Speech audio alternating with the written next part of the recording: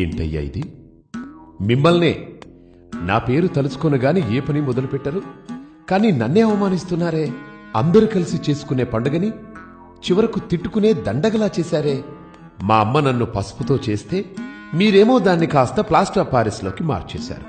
నాకేం రంగులు కావాలని అడిగానా? మట్టితో చేస్తే వరాలివ్వనన్నానా? వేదాలలో నన్ను బ్రొటనవేలంత చేస్తే చాలని చెబితే మీరేమో మీ చిత్తం వచ్చినట్టు నా ఎత్తు పెంచేస్తున్నారు. నాకు నాతోటే పోటీ పెడతారా? అన్నా, ఒక్క అడుగుతో మొదలై 60 అడుగులకు చేర్చేశారు.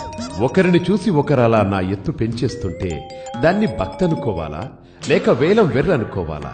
ఎత్తు ఎంతన్నది కాదయ్యా, భక్తి ఎంతన్నది ముఖ్యం.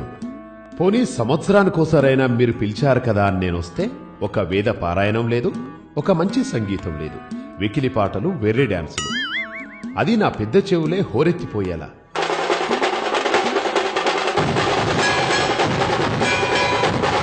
పాపం నా మూషికడు ఆ పాటల హోరికి పారిపోతున్నాడు కూడా. ఇక చుట్టుపక్కల జనాలైతే రోజు అష్టోత్తరం సంగతి ఎలా ఉన్నా మీ గోలకి తిట్టదండకం చదువుతున్నారు. అవును, నాకు లడ్డూలిష్టమని ఎవరయ్యా చెప్పారు? నేను ఉండ్రాళ్ళకి బ్రాండ్ అంబాసిడర్ని కదా. మరి ఆ లడ్డూలేంటి, వాటి సైజులేంటి, పైగా ఆ వేలం పాటలేంటి? అసలు నా కథ, నా రూపమే కాదు, నా ప్రసాదం కూడా మార్చేస్తారా? ఆ విష్ణుమూర్తికి 10 అవతారాలే, కానీ నాకెన్ని పెట్టారు? నాతో క్రికెట్ ఆడించారు, గ్లోబుల మీద ఎక్కించారు, మోటార్ సైకిల్ తొక్కించారు, నా ట్రేడ్ మార్క్ అయిన బుజ్జి బొజ్జరు తీసి 6 ప్యాక్స్ పెట్టారు, టోపీలు పెట్టారు, తలపాగ జుట్టారు, సినిమా హీరోలా తయారు చేశారు. ఆ పరమశివుడు ఒక్కసారి రూపం మారిస్తే మీరు ప్రతి ఏడు నా రూపం మారుస్తున్నారు.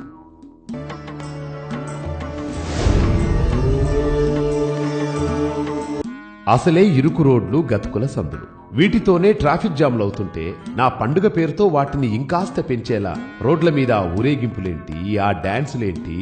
జనాలు ఇళ్లకి చేరలేక నన్ను తిట్టుకుంటున్నారయ్యా. నిన్నటికి నిన్న సిటీ మొత్తం చెట్లకు చెట్లే కొట్టేస్తున్నారు.